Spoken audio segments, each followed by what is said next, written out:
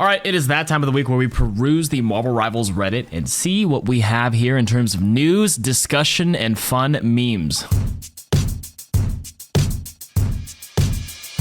First thing here is the new Wolverine Weapon X and Jeff Summer skins. You get a little screenshot of what they look like here, available on June 6th for everybody. Additionally, on June 6th, I don't have the post here, but that TFT auto chess mode is going to be available for everybody to play. Right now, content creators are getting early access, myself included, so I'm going to be trying that out a little bit later today, and hopefully it's fun. I enjoy my TFT. I play a shit ton of auto chess, mostly TFT, excuse me. I'm hoping it actually lives up to its hype, but in terms of skins, that's what we got here. Wolverine's looking gnarly. Pants on, unfortunately for the Gooners. All right, let's talk Ultron as the first talking piece here. This post says, just played my first game ever as Ultron. I'm very confused. People were saying this guy was awful the entire week leading up to his release in this subreddit, and that his heals don't heal enough, that he doesn't do enough damage. In my first game with the guy, I got MVP, got 12 assists, and was doing good damage to everything that wasn't a tank, outdueling the enemy team's Iron Man, who was actually pretty good. Like, where did this idea come from? Were people just using this guy wrong? He feels incredible to play. That's a lot of upvotes. Well, my friend, you have a very, very large sample size of one game, first of all. Not to like dismiss your take, but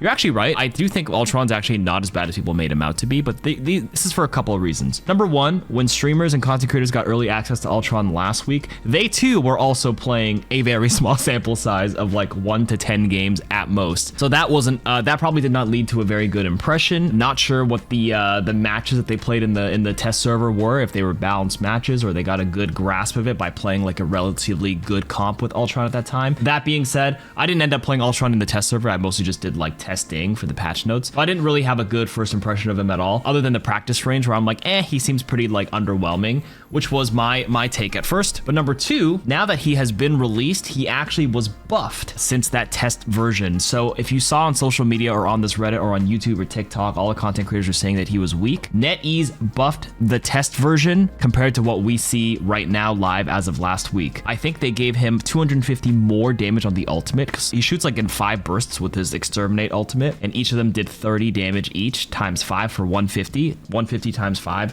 for 750, but that's been buffed to 1000 damage. So that is a, what is that, a 33% buff to its damage, relatively speaking. And they buffed the rate he builds his ultimate from 4100 charge to 3400 charge. That is also a close to what, 33% buff in its ultimate uptake, the ultimate pacing, excuse me. That percentage may be off, but the point stands that his gameplay loop leads itself to building his ultimate very quickly now because it's at a very low energy rate required at 3400, and then you're probably the first one in the lobby to use your ultimate, and that can swing team fights, and you can pad your stats like crazy. You leave your drone on somebody, it's constantly healing, and you build your ultimate very quickly. You press exterminate. The healing is pretty nasty and pretty gnarly, especially if your tank is brawling. You can heal him simultaneously while dealing pretty decent damage now after a 33% buff, and that's going to lend itself to snowballing for your team. So Ultron, you know, all the public sentiment saying he was weak actually had some merit, or a little underwhelming is probably the better phrase. But now that people are getting used to him, playing him, getting better, coupled with the buffs that he got, 2 buffs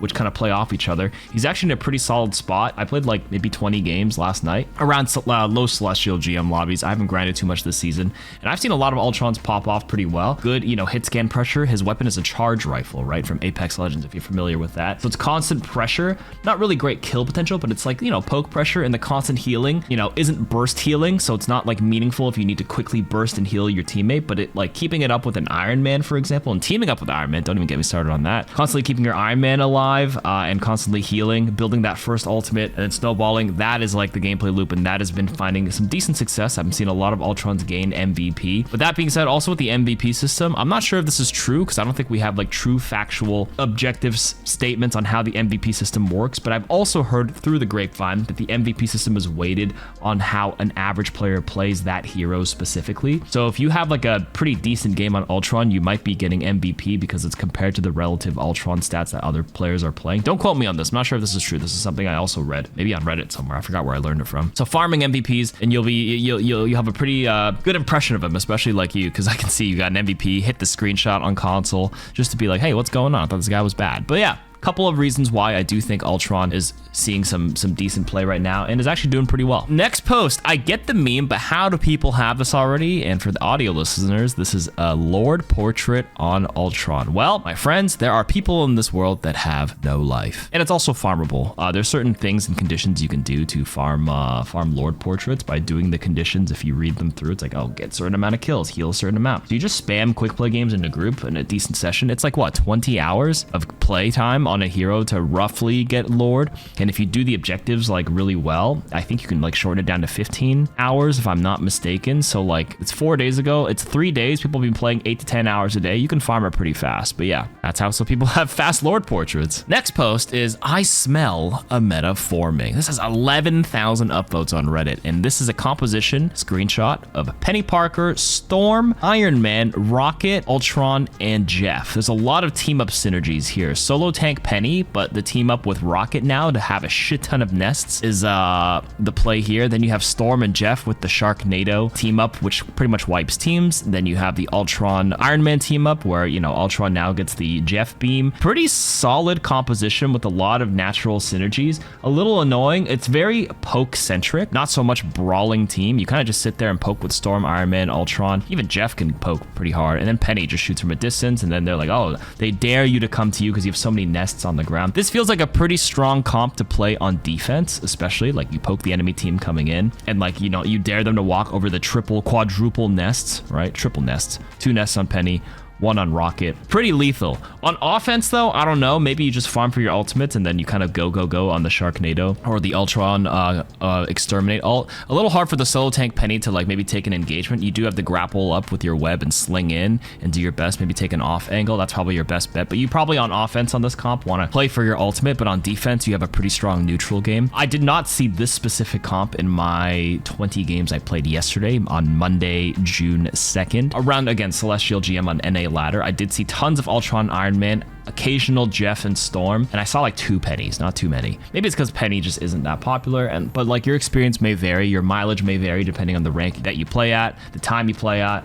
the region you play at, the console, or if you play on console or PC. But I don't know about this being a hard meta comp, but it's definitely a very viable composition for sure. Let me know if you guys have seen this specific 6.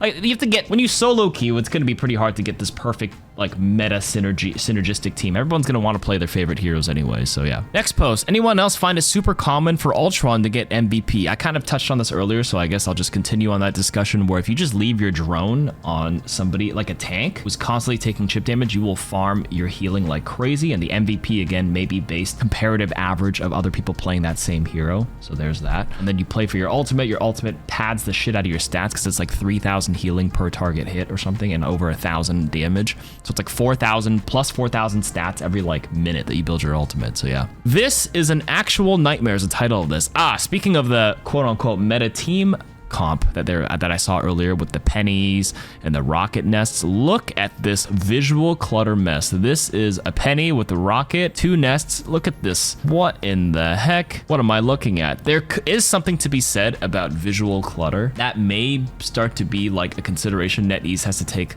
a look into to add more clarity on how the game looks. But like, this is an absolute mess. I mean, obviously if I see a big like web like this, it just basically means do not step near there, or it means there's a nest nearby and I need to break it. But they could probably do with like maybe lowering the brightness of all the weaved nests so it doesn't look like it doesn't, not just as visual clutter to look at, but like actual lag. We all know Marvel Rivals is like a very poorly optimized game, especially on PC, and like if this is adding to the FPS issues, the frame issue, that's one thing that NetEase really has to take a look at. But yeah, okay, next 2 posts are about tanks and I guess flyers. NetEase actually did it. They somehow made playing Vanguard more miserable. This post had 9,000 upvotes, but it kind of touches on the video version of this second post where it says, no, seriously, as a tank, what am I supposed to do against this? And I'm pretty sure this guy's going to be looking at flyers right now, right? This is a Magneto.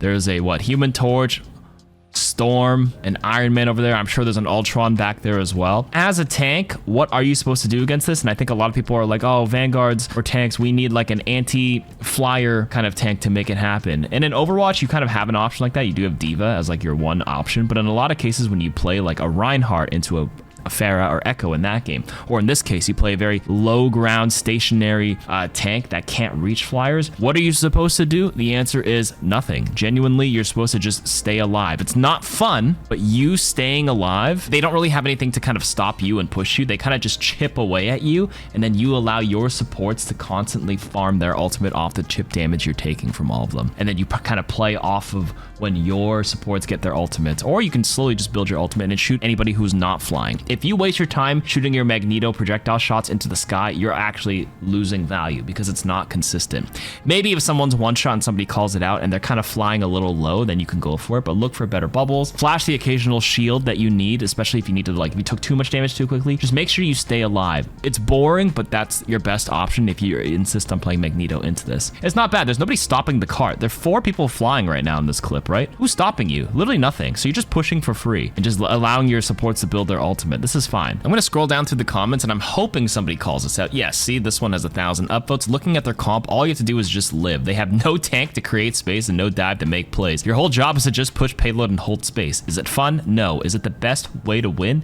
Yes. Now, this is like the vicious cycle of metas. When people ask me, KarQ, like, how do you feel about this meta or that meta? For me, I'm just like, I just play. Like, every big patch may change the meta, and this is like the beauty of a hero shooter. You don't want one stagnant meta. So we have a standard meta everybody got used to in Season 0, which is pretty much like Brawl up front with Doctor Strange, Magneto, and then people were playing against Dive last season, and then they're like, oh my god, we can't handle it. Now it's a Flyer meta, which is a very poke-centric meta. Flyers are poke, then you have dive, then we had Brawl Season 0. I played through them all, and I kind of just go with the flow, man. You just play through it. That's it. That's my true thoughts on it. And you enjoy it. You're going to have a favorite meta. I personally enjoy poke, and I personally enjoy Brawl. I hate playing against dive as a support or strategist as well, but I just learned to deal with it. You have to do what it takes to win, and sometimes against dive, you just have to survive. And then in poke, sometimes it's annoying when they poke me as a support here, but a lot of times they end up just shooting the tank. And I found in my 20 games yesterday, I farmed my ultimate very quickly as they poked my tank, and I just play off my ult. I had no problems. Every meta, I'm like, I do all right, because you just have to adapt. That's the thing about a hero shooter. You have to adapt. Okay, last post is, oh, these Jeff changes, they are fantastic. This is fun. This is really fun. Jeff is about to go so crazy, LOL. Spraying into a group of allies and enemies feels so good, LOL. I'm so glad Flank Jeff is gone, and welcome Spray and Slay Jeff. So I was also under the impression that Jeff was nerfed as well when I read the patch notes, but I played against many Jeffs and played with many Jeffs, and I'm not gonna lie, I think he's pretty solid. I think the rework was kind of cool. They got rid of his one niche, which was like being an annoying, unkillable backline flanker, and they kind of made him into a more of a hybrid. You can actually still kind of play like that, or you can play a little bit more passive, play for you and heal for your team, and then, you know, if you're healing a teammate in front of you and their tank is getting a little too close as you're spraying the tank, your tank, you actually start damaging their tank as well, which actually means you do build your ultimate a little bit quicker. You save that little spit now because it has a knockup as a peel tool, and you mostly spray. The only thing I don't like is how the bubble is a heal over time instead of the burst. It feels a little not as good, like just intuitively. All that being said, I feel like Jeff is like padding more stats at this current time and like being able to build his ultimate a little bit quicker to keep up with like Storm's pace, for example. Obviously, when you had Flank Jeff back then, like you obviously add pressure and add value to your team by like, you know, drawing space and attention and being a lethal threat, and your ultimate is like a secondary thing. But in this version of Jeff, his playstyle definitely changed a lot. Obviously, there's some Jeff mains who don't like this because they love the flank DPS Jeff version. But as somebody who didn't really play much Jeff, this is a version that I can resonate with a little bit more. A little bit more for the team. I'm not really like a flank kind of Loki player. I'm not a flank Jeff player. So like this one resonates with me. I don't mind it. I think they're pretty good. Obviously, you can't please everybody. There's gonna be some people who are very unhappy. Some of you guys are saying they're fantastic. Like you, Mr. Average Andre. But for me, I also do like these Jeff changes. It actually got me to play it a little bit as well. I don't know what you guys think, and I actually just looked at this top comment right here. I just glanced at it. I strongly dislike how the bubbles are a heal over time instead of a burst heal. My thoughts exactly, Mr. AJ Ver. Next comment was, I know, right? But I feel like you need the team in front of you. If you play a 1-3-2 and have the 3 DPS go for flanks, I had to switch to Luna to keep everyone alive. My other support was someone who played Ultron and refused to give anyone a drone for some reason, so I had to heal the Iron Man as a Jeff. He's okay as a secondary pick, but like you can't play like 2 very passive supports. I feel like you definitely need like a strong healing pumper like Luna, like Invisible Woman, to complement the Jeff. You can't like solo heal, especially if your other support is like doing their own thing like that Ultron. But yeah, what do you guys think about the Jeff? I'm a fan, a big fan. And I think that's it for this week's Reddit video. Thank you for listening to me, App. We'll get on the hot takes a little bit after this. Peace.